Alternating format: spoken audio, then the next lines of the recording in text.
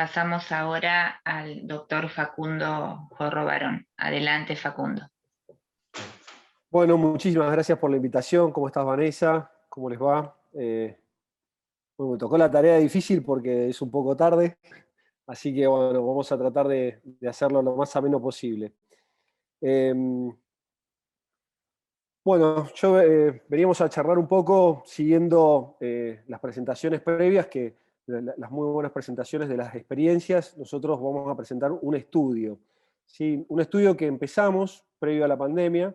De hecho, Vanessa formó parte del estudio, que no hemos podido terminar aún por culpa de la pandemia, un poco lo que nos pasó a todos con la atención primaria, que fue una de las áreas más, más comprometidas durante la pandemia, porque fue la que fue dejada un poco de lado, ¿sí? El estudio que nos propusimos hacer es la evaluación de la seguridad del paciente en el primer nivel de atención, que es un estudio de cohorte, que llamamos ARGEAS, ¿sí? Porque era eventos adversos en Argentina. La idea el equipo que formamos, primero, bueno, los investigadores principales es José Joaquín Mira, que es un español que trabaja en eventos adversos y en segundas víctimas de la Universidad Miguel Hernández, que ya habían hecho un estudio previo, el estudio AMBEAS. Ezequiel, yo coordiné la coordinación general y bueno, y los distintos centros, Tucumán, Mariana Azar, Nicolás de Mendoza, Agustín y Vanessa de la provincia de Buenos Aires, Pablo de Córdoba, y Mario por Corrientes. Y después el equipo técnico del IEX. ¿Por qué nos propusimos hacer esto? Bueno, porque había primero, los eventos adversos relacionados a la atención primaria no han sido muy estudiados. En realidad, hay más reportes de eventos adversos hospitalarios, más reportes de eventos adversos en áreas críticas, en áreas cerradas, pero en atención primaria hay pocos reportes. Y en Argentina realmente esta parte es bastante desconocida, porque el estudio que se hizo en la región, Argentina no participó. ¿Y qué vio este estudio de la AMBEAS? Este estudio detectó un 5,7% de eventos adversos en atención primaria, y lo más llamativo de esto es que de esta cantidad de estudios, ustedes piensen en la atención primaria, piensen en cuántos pacientes se atienden diariamente, cuántas personas nosotros llegamos con la atención primaria, piensen que de eso el 50%, el 5,7% tiene un evento adverso, y de eso el 50% podríamos haberlo prevenido de alguna forma. O sea que la cantidad de mejora que tenemos es muy importante, y por eso era tan importante tener el diagnóstico. Entonces, el objetivo primario era, dentro de los centros de atención primaria de la República Argentina, se eligieron centros de atención primaria de la parte del subsector público y privado, y acá queríamos determinar la frecuencia y grado de prevenibilidad de los eventos adversos solo en población adulta, ¿sí? Y queríamos ver algunas otras cosas. Bueno, a ver si esto se asociaba con algo, o sea, si se asociaba con los eventos adversos con alguna característica del paciente, o cuáles eran las causas que llevaban a estos eventos adversos, y asociar si estos eventos adversos en el futuro le causaban algún grado de discapacidad a los pacientes. Y por último, tratar de alguna forma de estimar el impacto económico que estos eventos adversos nos podían llevar en el futuro. Para esto diseñamos un estudio que es muy similar al AMBEAS, en el cual en el momento de la consulta se reclutaba a pacientes que habían tenido consultas previas, los 6 meses anteriores. O sea, los 6 meses anteriores habían venido al centro de salud, y ahí nosotros mirábamos desde el momento de la consulta para atrás si en esa consulta previa habían tenido algún evento, ¿sí? Podía ser una o más consultas previas. Y de ahí en adelante se dejaban pasar 42 días, ¿sí? Y se los volvía a llamar para ver si esta consulta actual había tenido algún evento adverso, ¿sí? Entonces, era un estudio diseñado de manera retrospectiva, con las consultas previas, y prospectiva a partir de ahí, 42 días, qué es lo que pasaba hacia adelante. La población, como les dije, eran adultos, ¿sí? De ambos sexos, que los elegíamos de forma aleatoria, ¿sí? Teníamos dentro de los listados una forma de elegir que es el K3, que cada 3 elegíamos a uno, ¿sí? Y atendían en estos diferentes centros de salud, con 3 especialidades: medicina de familia, medicina general o clínica médica. Elegíamos con estas 3 especialidades tenían que firmar el consentimiento informado y, como les dije, sí o sí tenían que tener una consulta previa en alguna de estas 3 especialidades. ¿Para qué? Para poder ver los 6 meses los 6 meses anteriores.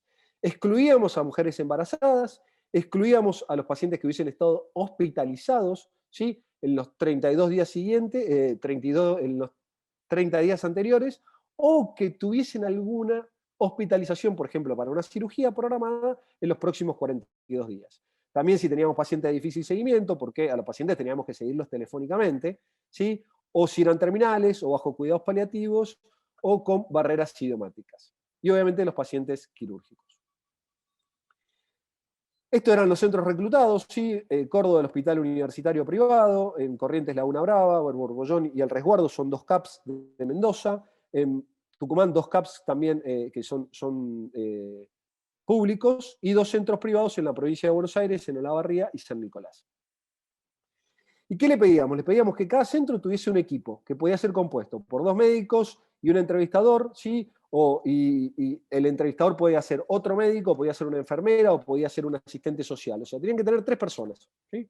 Que podían oscilar entre estos 3. Un médico seguro y después podían ser médicos, enfermeros o Facundo, asistentes sociales. Sí, Facundo, disculpa, no se ve la presentación, no sé si es que lo quieres. se me trabó Sí, sí, en sí, sí. algún momento. No sé hasta dónde llegamos.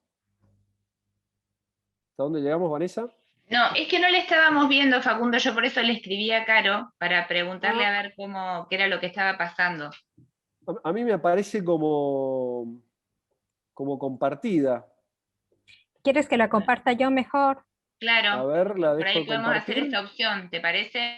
Sí, Carolina. Sí, sí, sí, Vanessa.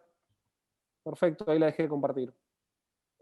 A ver si compartiendo la Caro funciona.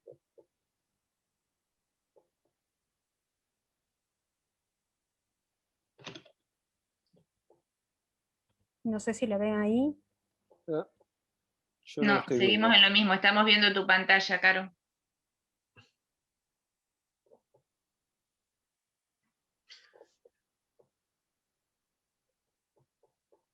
A ver si vuelvo a A ver compartir si a vuelve partir Facundo de a la... compartir, si lo Ahí. logramos. Ahí Esa está, sí, ahí ahora estamos. sí. Listo, Facundo, me vas diciendo en el momento que. Ay, Ahí sí te fue de nuevo. en el momento que vaya pasando la presentación y yo. Ahí está. Sí, ¿La pueden adelante. ver? Listo. Ahí lo hacemos adelante. Bueno, ahí está el equipo. Más adelante. Más adelante. Si te puedes detener ahí un segundo, bueno, esto es lo que les Listo. explicaba, la parte retrospectiva, 6 meses previos, ¿sí? A partir de la consulta y 42 días prospectivos a partir de la consulta, que es el inicio del estudio. Siguiente, por favor. Bueno, esto ya lo charlamos. Siguiente. Siguiente. Siguiente. Siguiente. Bueno, esto es lo que les explicaba, que cada centro tenía un equipo compuesto por 3 personas, ¿sí? Que se encargaban de revisar los datos, recolectar en la entrevista al paciente los datos principales que también nos iban a servir para la consulta posterior, determinar la existencia de eventos adversos y los tipos y las características, revisar las historias clínicas y prescripciones, ¿sí? El médico que atendía al paciente no era el mismo que revisaba, obviamente, porque si no iba a haber sus propios eventos adversos, ¿sí? Determinar la presencia de eventos adversos, describirlos y determinar la frecuencia de eventos adversos, naturaleza, prevenibilidad e impacto en el paciente. Para esto, siguiente,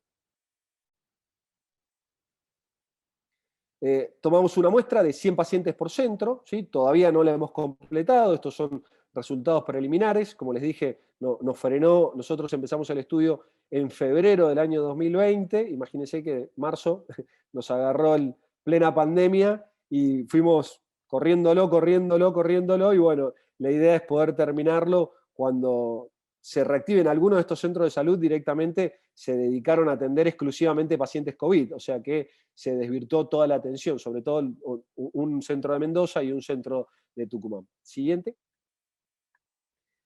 Las variables que veíamos de los pacientes eran edad, sexo, nivel educativo y estrato sociodemográfico que lo calculábamos a partir de los niveles educativos del jefe de familia y a partir de los bienes que se encontraban en el hogar. Siguiente. Después veíamos algunas variables, sobre todo veíamos los niveles de comorbilidad que tenían a través del índice de Charlson, veíamos qué medicaciones estaban tomando y si tenían algún tipo de alergia y los bienes existentes en el hogar para calcular la parte sociodemográfica. Siguiente. Y dentro de las variables específicas, nosotros lo que íbamos a ver eran eventos adversos que estuviesen relacionados al cuidado de la salud. Entonces, para eso lo definimos como aquel que resulta en un daño no intencionado al paciente por un acto que podía ser o de comisión u omisión en lugar de por la enfermedad o condición subyacente del paciente. Fue la misma definición que tomaron en el estudio original en Ambeas. Y la prevenibilidad nosotros vimos, a partir de una escala de 6 puntos, las escalas tipo Likert que amplían un poco más, a uno le permiten que den mayor definición. Entonces nosotros a partir de esta escala de 6 puntos, cuando veíamos que tenía más de 4 o mayor o igual a 4, ahí consideramos que el evento era prevenible. Y el ámbito, definimos qué tipo de ámbito ambulatorio era. ¿Sí? Siguiente. Después veíamos variables del sistema de salud, como si eran de público, privado, seguridad social, qué tipo de cobertura médica tenían, y algunas variables económicas que nos iban a servir para poder estimar qué costo habían tenido los eventos adversos. Siguiente. Entonces, ¿cómo recolectábamos los datos? Primero, en la consulta inicial teníamos un formulario. De ahí teníamos un formulario para documentar los eventos adversos que se podían detectar en esta consulta inicial y un formulario entrevista cuando los llamábamos a los 42 días. ¿Sí? Y de ahí llenábamos un formulario después de la entrevista a los 42 días para detectar qué eventos adversos habíamos encontrado. Siguiente. Todo este lío es el flujograma del estudio. Bastante difícil era porque, bueno, encontrábamos al paciente, había que seleccionarlo de la lista, cada 3 pacientes seleccionábamos uno, de ahí tomábamos consentimientos, si estaba de acuerdo, seguíamos con ese, si no con el siguiente, tomábamos consentimientos y así sucesivamente. Una vez que el paciente consentía en entrar en el estudio, lo entrevistábamos, eso iba, toda la información, a uno de los primeros cuadernillos, ¿sí? De ahí pasaba a la determinación de eventos adversos a través de un especialista que identificaba, que era el coordinador de sitio, cuáles eventos adversos habían ocurrido en cada uno de los cuadernillos, se hacía un llamado telefónico dentro de los 42 días, y de ahí en más también, nuevamente, había un especialista que se encargaba junto con el entrevistador de ver qué eventos adversos y clasificar estos eventos adversos dentro de las historias clínicas o dentro de los formularios, el de 42 días. Siguiente. Siguiente, Carolina, por favor.